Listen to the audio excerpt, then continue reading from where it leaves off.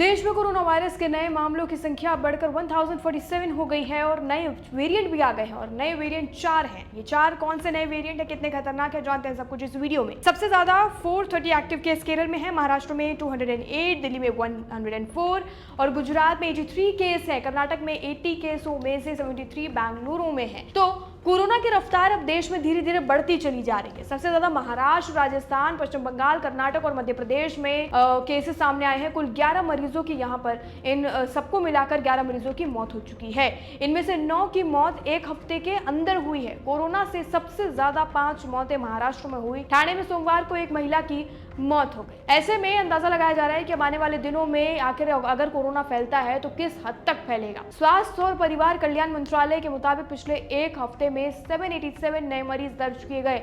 Indian council of medical research ICMR के director doctor Rajiv बहल ने बताया कि अभी तक देश में 4 नए वेरिएंट मिले हैं। इनमें LF.7, XFG, JN.1 और NB.1.8.1 वेरिएंट शामिल है।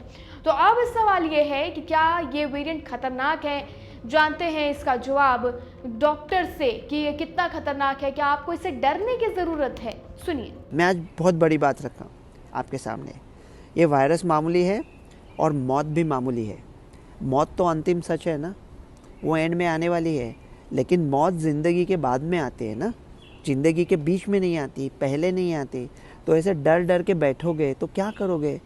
ये कोविड ने हमारे दिमाग के साथ ऐसा खिलवाड़ किया है ना, तो कोई भी वायरस की न्यूज़ आते हैं तो हम डर जाते हैं। तो ये तो मामूली है। एक H5N1 करके आ रहा है अभी अमेरिका से 2 महीने में, शायद वो सच में थोड़ा डेंजरस हो, तब तुम्हारा क्या होगा कालिया। तो अभी जीते रहो, ये सब इसके ऊपर ध्यान मत दो तुम लोग। और अगर कोई ऐसा डर रहा है ना कि वो इम्यूनोसप्रेस्ड है, उसको कोई तकलीफ हो सकती है, तो वो भी ना डरे। भारत में मिले कोविड-19 के 4 नए वेरिएंट, जरा इसको अच्छे से समझ लेते हैं। अब खतरा नहीं है, ये चीज आपने डॉक्टर से सुन ली, लेकिन अब है क्या ये, इसके बारे में जानकारी ले लेते हैं। भारत के कई राज्यों में कोविड-19 के मामलों में बढ़ोतरी के बीच देश में 4 नए वेरिएंट मिले हैं। ICMR के डायरेक्टर डॉक्टर राजीव बहल ने बताया कि दक्षिण और पश्चिम भारत से जिन वेरिएंट की सीक्वेंसिंग की गई है वे LF.7, XFG, JN.1 और NB.1.181 और NB.1.8.1 सीरीज के हैं। बाकी जगहों से जो सैंपल्स लेकर सीक्वेंसिंग की जा रही है ताकि नए वेरिएंट की जांच और भी ज्यादा अच्छे से की जा सके। मामले बहुत गंभीर नहीं, लोगों को चिंता करने की जरूरत नहीं होनी चाहिए, बस आपको सतर्क रहना है भीड़ भाड़ वाली जगह से।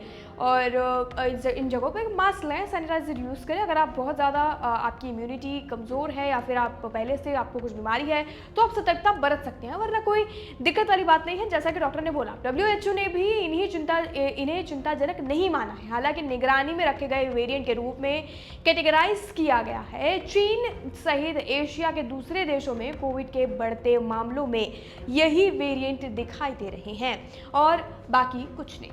NB.1.8.1 के A435S और V445H और T4781 जैसे स्पाइक प्रोटीन म्यूटेशन और बाकी वेरिएंट की तुलना में तेजी से फैलते हैं। इन पर कोविड के खिलाफ बनी इम्यूनिटी का अंदर असर नहीं होता है, तो ऐसे में ये इतने खतरनाक वाली बात नहीं है। भारत में कोविड का JN.1 वेरिएंट सबसे अब आम हो गया है। इस टेस्टिंग में आधे से ज्यादा सैंपल में ये वेरिएंट मिल रहा है। इसके बाद BA.2 जो 26% और ओमिक्रॉन सबलाइनेज जो 20% वेरिएंट के मामले में भी मिलते हैं।